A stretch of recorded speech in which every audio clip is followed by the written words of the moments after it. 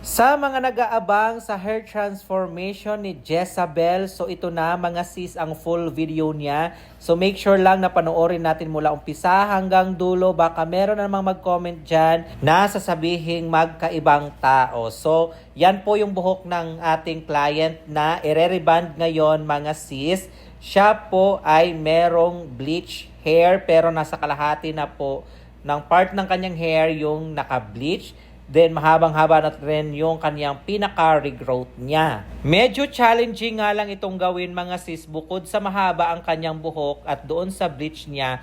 Ayaw niya kasi itong pagupitan, so wala akong choice kundi trabahuin talaga ito mga sis na hindi gugupitan yung kanyang buhok. Kasi balak ko sana bago ko siya applyan ng rebanding cream 1 or mag-proceed sa aming pagre-reband ay bawasan ko muna yung buhok niya. Kaso nga nag-request si client na wag daw bawasan ang kanyang buhok. So ayan ha mga sis, request po ng ating client na wag bawasan ang kanyang buhok dahil ito daw ay kanyang asset. So wala akong choice kundi sundin ang gusto niya. So ayan, applyan ko na siya dito ng rebanding cream number 1 mga sis. So inuna ko muna yung black parts niya. So ang dami naming prosesong ginawa dito dahil parang tatluhang application ang ginawa ko dito. Inuna ko muna yung black parts, then pre-process. Pagka-process, binaba ko naman ang rebanding cream 1 hanggang doon sa may pinaka-dugtungan ng bleach part niya. Sinunod ko lang doon niya sa may gitna yung parang may kulay. Pre-process, then after nyan, binaba ko naman ang rebanding cream 1 hanggang sa pinakadulo ng kanyang buhok yung may bleach niya talaga mga sis. O diba? Then after nyan, after ma-process lahat-lahat, binanlawan namin siya ng running water lang. Then blow dry ng 100%. Pagkatapos matuyo yung buhok ni client, so ito na yung result ng kanyang buhok mga sis. After naman itong mapatuyo, ay nag-proceed naman ako sa pagpaplansya ng kanyang buhok. Grabe. Sa sobrang haba ng buhok ni client, ayan, napaluhod na ang person dyan or napaupo at talagang nangalay ang aking mga bewang. Charing. At pagkatapos naming maplansya, ito na, mapapawaw ka na sa sobrang ganda. Charing, hindi ba ito tapos mga sis?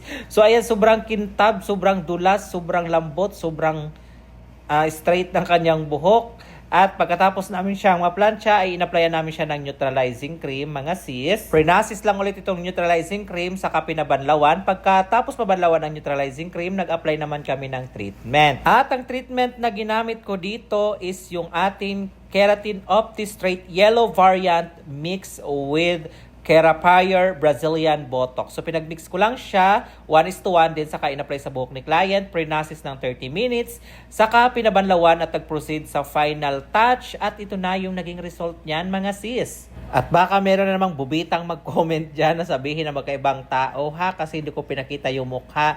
Yung buhok po ni client ang tingnan nyo kung ano yung tsura ng kanyang before, yung kulay niya kung nasa ang part, charis. At saka yung after, di ba? Ganyan pa rin, naunat lang yan mga sis, pero same person pa rin yan. Hindi po talaga ako nagpapakita ng mukha ni client kasi minsan nagre-request sila na wag isama yung mukha. So, I respect our clients' privacy mga sis. Yun lang po. At lahat po ng aking pinopost dito sa aking Facebook, sa mga video, iisang tao lang po yan ng before and after. Lahat po ng aking client ay mga client po yan na nagbabayad. Wala po akong mga model dyan na kinukuha kung saan lang para ipakita sa inyo yung mga naging outcome. Ganun. At ito na nga yung ating client's feedback and mga sis. So basahin nyo na lang po yung naging feedback ni client dahil tuwang-tuwa talaga siya sa naging outcome ng kanyang hair even after wash. Medyo late nga lang siya send ng feedback and after wash. I think mga 2 o 3 ligo na nga po niya ito bago siya nakapag-send. So ayan, di ba, ang ganda-ganda pa rin ng kanyang buhok kahit napaliguan na, straight pa din at shiny.